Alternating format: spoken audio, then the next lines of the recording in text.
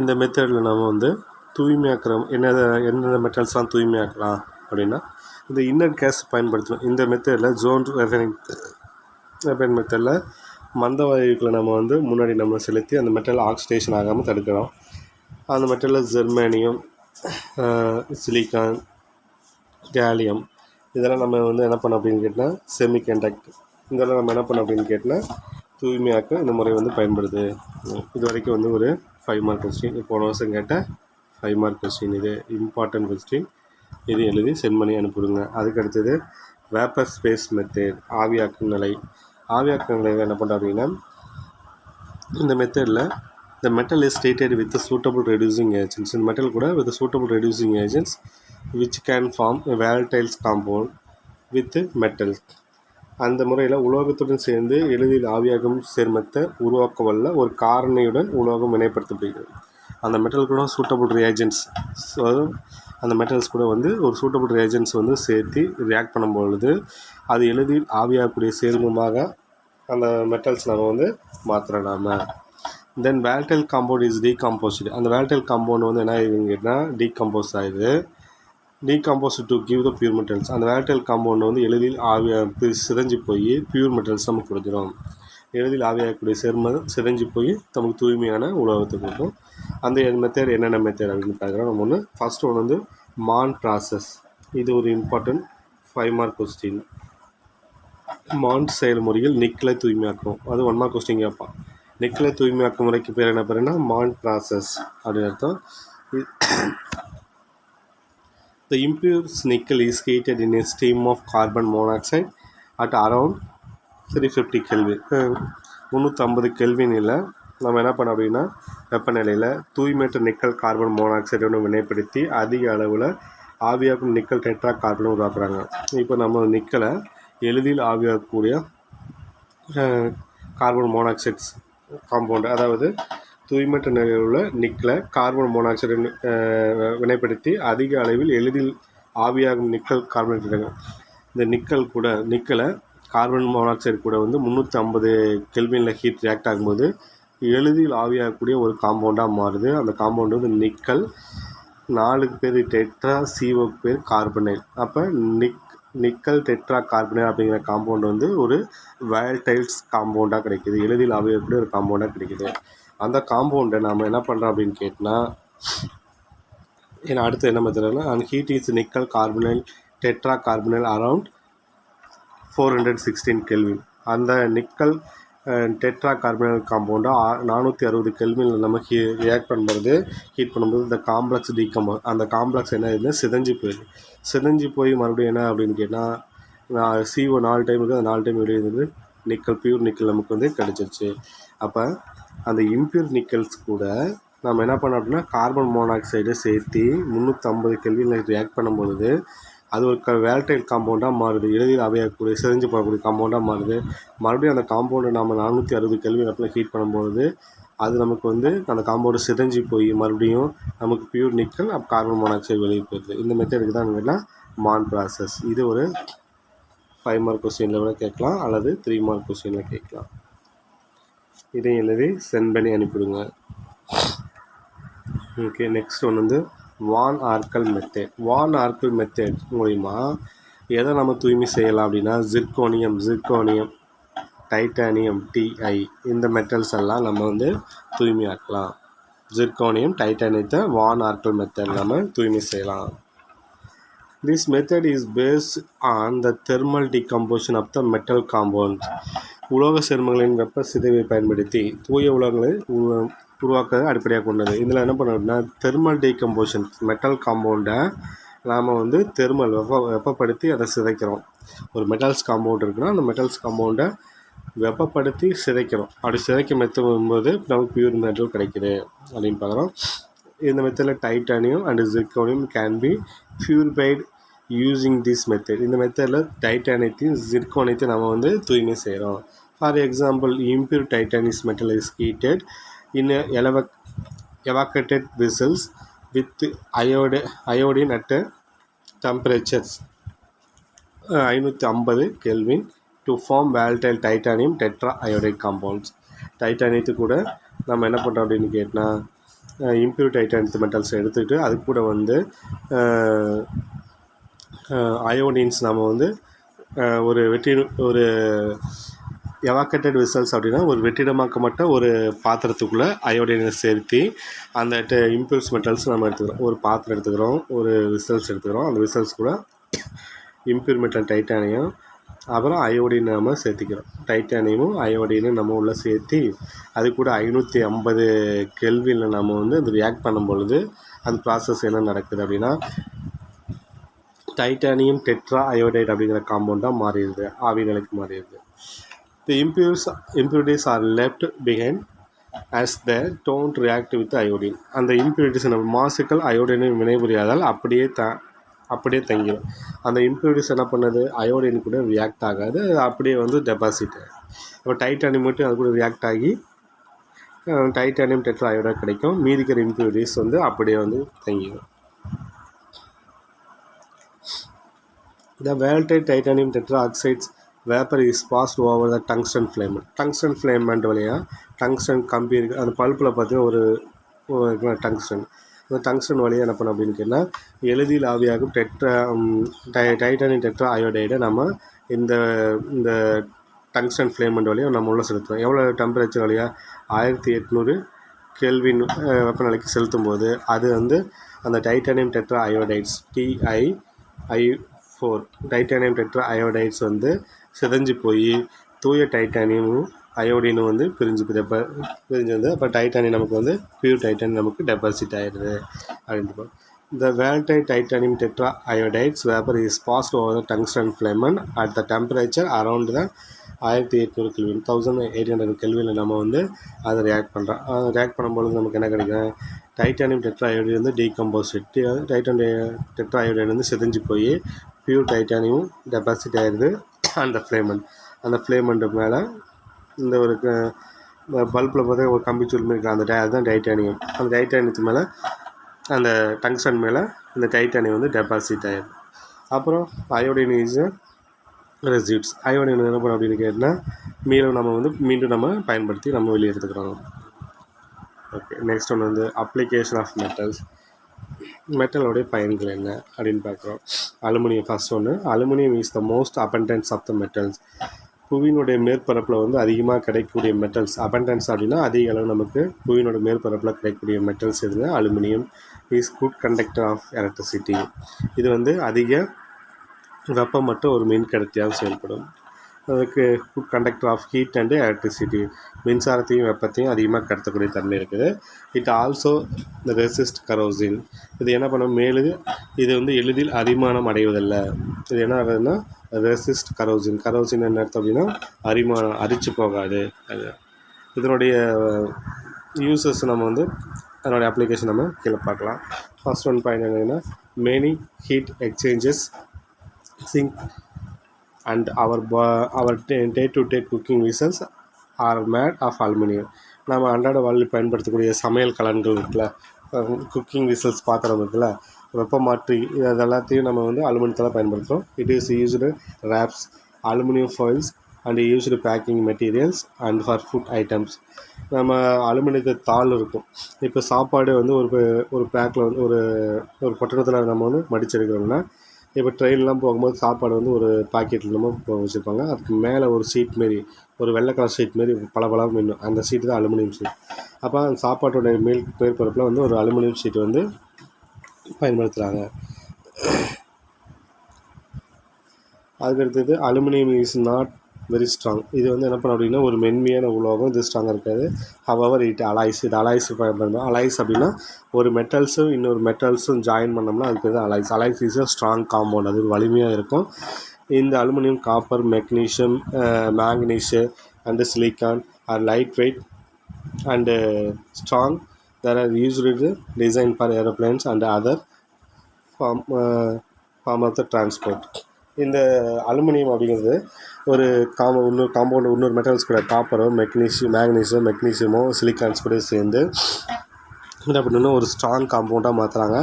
இது எனக்கு கேட்டால் அலாய்ஸ். இந்த காம்பவுண்ட் வந்து என்னன்னா அலாய்ஸ் காம்பவுண்ட் வந்து ஏரோப்ளேன் பார்ட்ஸ் தயாரிப்புக்கும் டிரான்ஸ்போர்ட்டோட உதிரி பாகங்கள் தயாரிப்பதற்கும் பயன்படுத்துகிறாங்க. அப்போ அலாய்ஸ் அப்படிங்கிற காம்பவுண்ட் வந்து என்னங்கன்னா ரொம்ப ஸ்ட்ராங்காக இருக்கும். இப்போ மெட்டல்ஸும் ரியாக்ட் ஆகி ஒரு கிடைக்கக்கூடிய காம்பவுண்டுக்கு பேர் தான் கேட்டால் அலாய்ஸ்.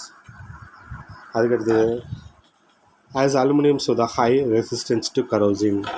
அலுமினியம் என்ன அப்படின்னு கேட்டால் so high resistance to corrosion, அரிமானத்தை வந்து தடுக்கக்கூடிய வந்து ஒரு எளிதில் வந்து அரிமானம் அடையாது, அரிச்சு போகாது. It is usually design the chemical reactors and medical equipments, refrigerations unit and gas pipelines.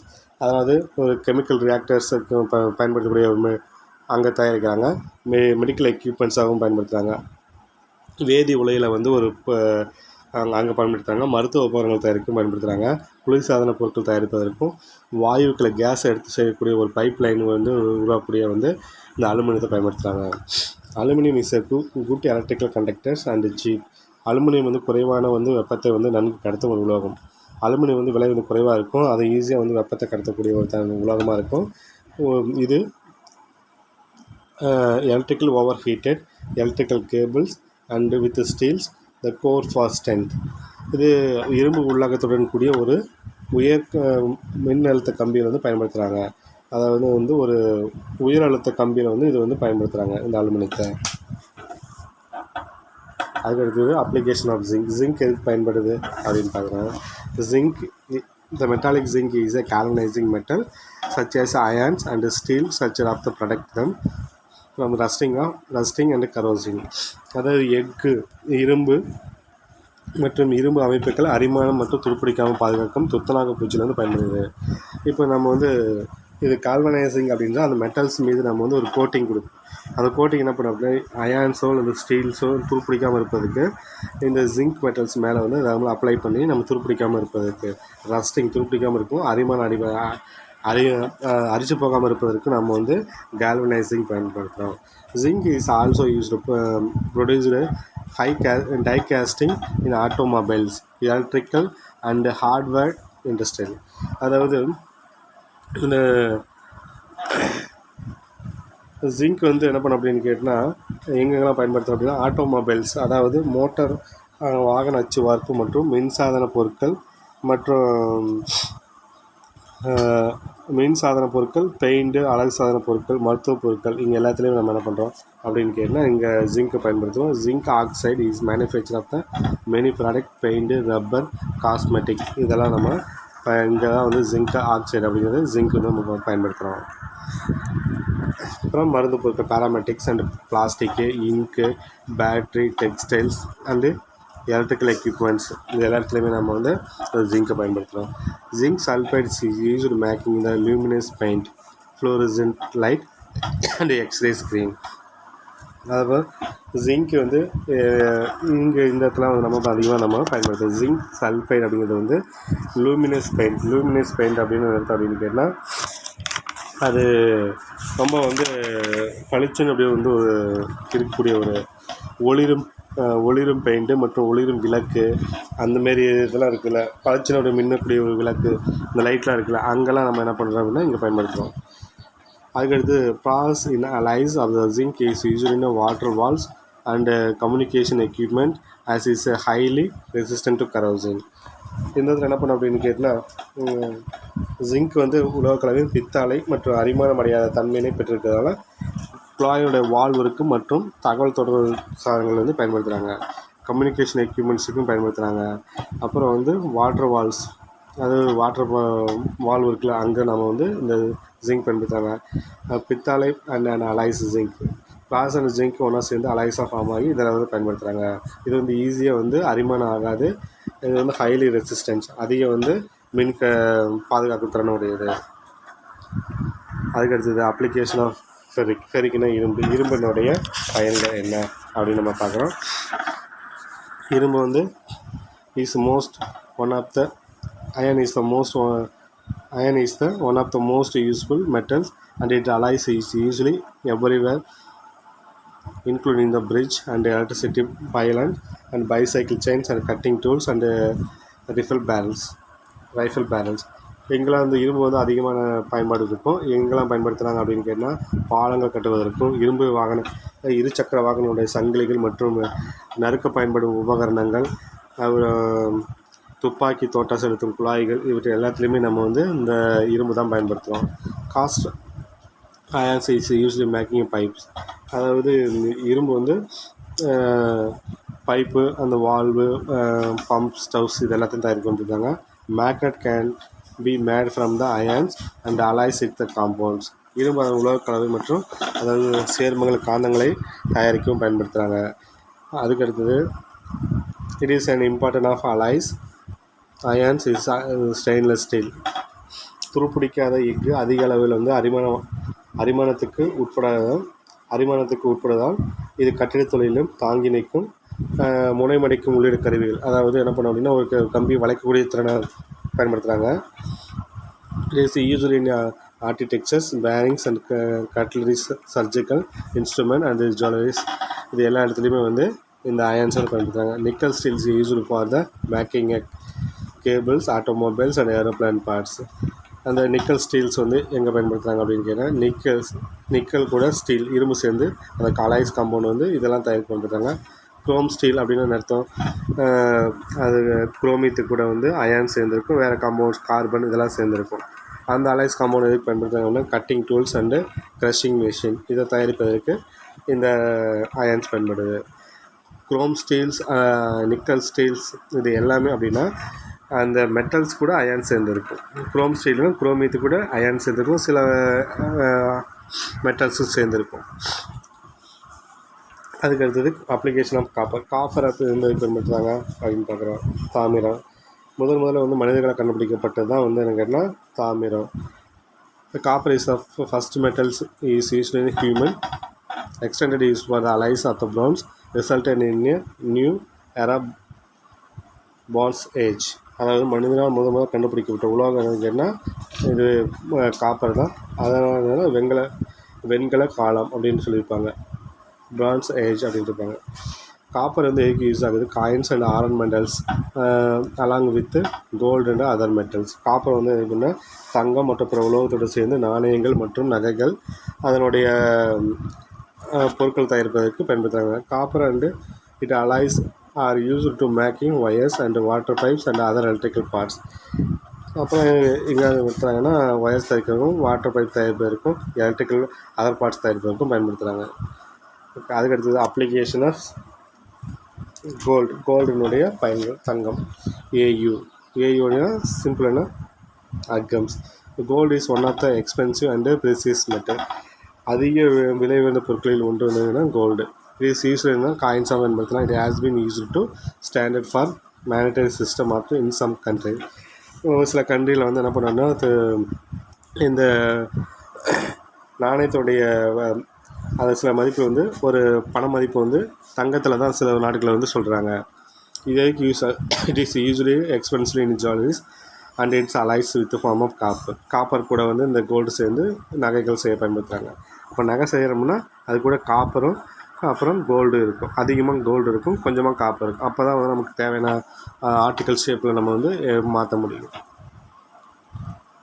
அதுக்கடுத்து இட் இஸ் யூஸ்டு இன் எலக்ட்ரோப்ளேட்டிங்ஸ் இது கவர் அதர் மெட்டல்ஸ். வேறு மெட்டல்ஸ் தங்கம் முலாம் பூசம் அப்படின்னு சொல்லுவாங்களே, இப்போ வந்து இப்போ கவரிங் மெட்டல்ஸ் அப்படின்னு இருக்குது. அந்த மெட்டல்ஸ்க்கு மேலே வந்து தங்கத்தை பூசுவதற்கு பயன்படுத்துகிறாங்க. Thin layer of gold which is used watch and artificial limb joint and cheap jewellery, dental filling and electrical connectors. இந்த இடத்துல எல்லா இடத்துலையுமே வந்து தங்கத்தை வந்து பயன்படுத்துகிறாங்க. அதுக்கடுத்து இந்த gold nano particles also used in increasing the efficiency of solar cell and also used in a catalyst. தங்க நானோ துகள்கள் எதுக்கு பயன்படுத்துகிறாங்க? கோல்டு நானோ பார்ட்டிகல்ஸ் எதுக்கு யூஸ் ஆகுதுன்னா சோலார் செல்களின் திறன்களை அதிகரிக்கவும் வினை வேகமாற்றியாகும் கேட்லிஸ்டாகவும் ஒரு ரியாக்ஷனுடைய வேகத்தை வந்து அதிகப்படுத்தக்கூடிய ஒரு கேட்லிஸ்டாகவும் பயன்படுத்துகிறாங்க. அப்போ இது ஒவ்வொன்றும் வந்து ஒரு 3 மார்க் அல்லது 2 மார்க் கொஸ்டினில் எழுதி அனுப்புங்க. என்னென்னா இது அப்ளிகேஷன் ஆஃப் காப்பர் ஒரு 3 மார்க் கொஸ்டின், அதுக்கடுத்தது காப்பர் இது ஒரு 3 மார்க் கொஸ்டின், அதுக்கடுத்தது ஃபெரிக் இரும்பு ஒரு 3 மார்க் கொஸ்டின்ஸ் அப்ளிகேஷன், அதுக்கடுத்தது இந்த ஜிங்க் வந்து ஒரு 3 மார்க் கொஸ்டின், அதுக்கடுத்தது அலுமினியம் ஒரு 3 மார்க் கொஸ்டின், அதுக்கடுத்தது இந்த வான் ஆர்க்கல் மெத்தட்ஸ் வந்து ஒரு 5 மார்க் கொஸ்டின், அதுக்கடுத்து இந்த மான் ப்ராசஸ் நிக்கல் அண்ட் தூய்மையாக்க செய்முறை வந்து இது ஒரு 3 மார்க் கொஸ்டின்ஸ். அதுக்கடுத்தது இந்த ஜோன் ரிஃபைனிங் மெத்தட்ஸ் இது லாஸ்ட் வருஷம் 3 வருஷம் கிட்ட 5 mark question. Electronic refining methods வந்து இது இம்பார்ட்டன்ட் 5 மார்க் கொஸ்டின். இது அதிக டைம் 12th கேட்ட கொஸ்டின். லிக்விஃபிகேஷன் ஒரு 3 மார்க் கொஸ்டின்.